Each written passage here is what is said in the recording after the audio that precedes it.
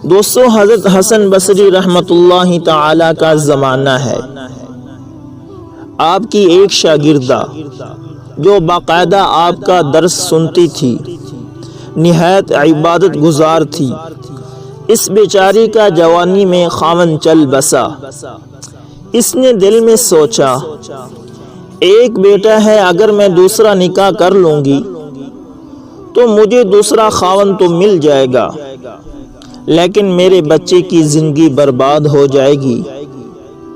اب وہ بچہ جوان ہونے کے قریب ہے، یہی اس کا سہارا ہے۔ لہذا اس عظیم ماں نے یہی سوچ کر اپنے جذبات کی قربانی دی۔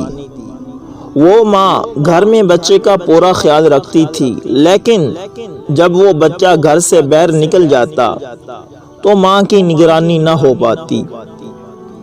اب اس بچے کے پاس مال کی کمی نہ تھی، اٹھتی ہوئی جوانی تھی، چنانچہ وہ بچہ بری صحبت میں گرفتار ہو گیا، شباب اور شراب کے کاموں میں مصروف ہو گیا۔ ماں برابر سمجھاتی، لیکن بچے پر کچھ اثر نہ ہو پاتا۔ وہ اس کو حضرت حسن بصری رحمۃ اللہ تعالی کے پاس لے کر آئی۔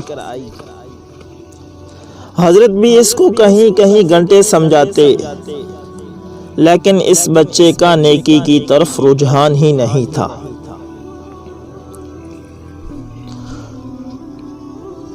حضرت کے دل میں یہ بات آئی کہ شاید اس کا دل پتھر بن گیا ہے، مہر لگ چکی ہے۔ بہرحال ماں تو ماں ہوتی ہے دوستو۔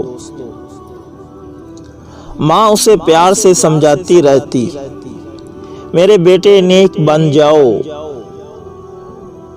تمہاری زندگی اچھی ہو جائے گی۔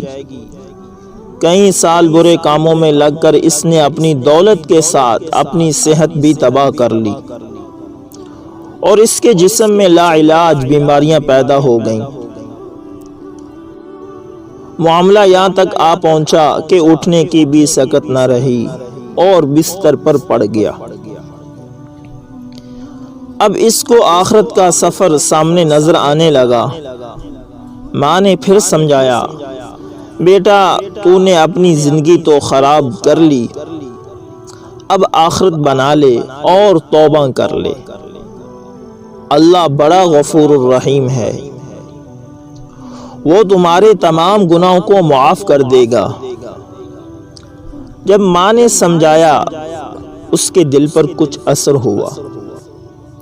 کہنے لگا، ماں میں کیسے توبہ کروں؟ میں نے بہت بڑے بڑے گناہ کیے ہیں۔ ماں نے کہا، بیٹا حضرت سے پوچھ لیتے ہیں۔ بیٹے نے کہا، ماں اگر میں فوت ہو جاؤں تو میرا جنازہ حضرت حسن بصری رحمۃ اللہ تعالی پڑھائیں۔ ماں حضرت کے پاس گئی۔ حضرت کھانے سے فارغ ہوئے تھے اور تھکے ہوئے تھے، اور دس بھی دینا تھا، اس لیے قیلولے کے لیے لیٹنا چاہتے تھے۔ ماں نے دروازہ کھٹکایا، پوچھا کون؟ عرض کیا، حضرت میں آپ کی شاگردہ ہوں، میرا بچہ اب آخری حالت میں ہے، وہ توبہ کرنا چاہتا ہے، لہٰذا آپ گھر تشریف لے چلیں۔ حضرت نے سوچا، یہ پھر دھوکہ دے رہا ہے اور میرا وقت ضائع کرے گا، اور اپنا بھی وقت ضائع کرے گا۔ سالوں گزر گئے، اب تک کوئی بات اثر نہ کر سکی، اب کیا کرے گی؟ کہنے لگے، میں اپنا وقت ضائع نہیں کروں گا۔ حضرت نے فرمایا، میں نہیں آتا۔ ماں نے کہا، حضرت اس نے تو یہ بھی کہا ہے کہ اگر میرا انتقال ہو جائے تو میرا جنازہ حضرت حسن بصری پڑھائیں۔ حضرت نے کہا، میں اس کے جنازے کی نماز نہیں پڑھاؤں گا، اس نے تو کبھی نماز ہی نہیں پڑھی۔ اب وہ شاگردہ چپ کر گئی، روتی ہوئی گھر آ گئی۔ بیٹے نے پوچھا، کیا ہوا؟ ماں نے کہا ایک طرف تیری حالت دوسری طرف حضرت نے انکار کر دیا۔ اب یہ بات بچے نے سنی تو اس کے دل پر چوٹ لگی اور کہا ماں میری ایک وصیت سن لیجئے۔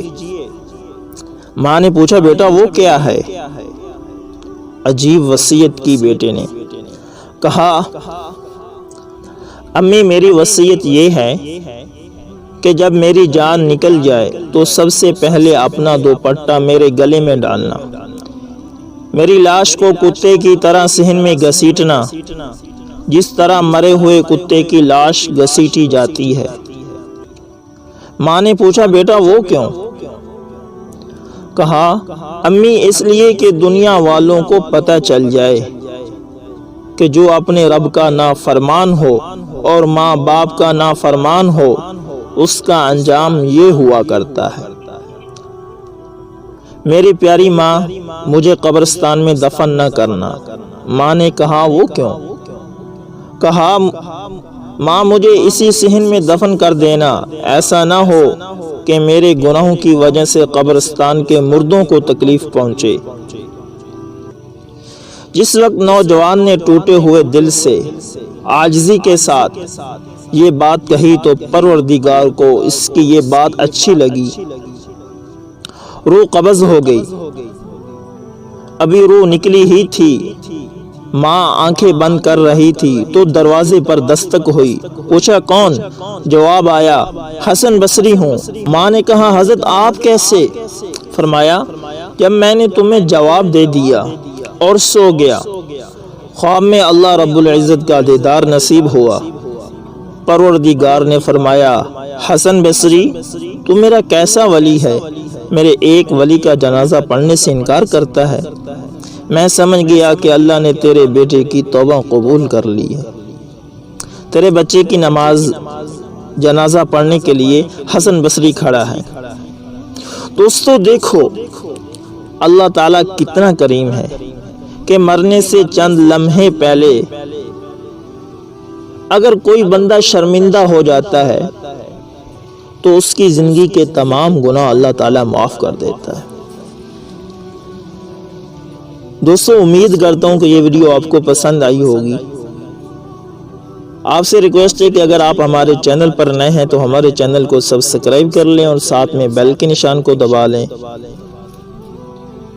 اور اس ویڈیو پر اپنی رائے کا اظہار ضرور کریں۔ جزاکم اللہ خیر۔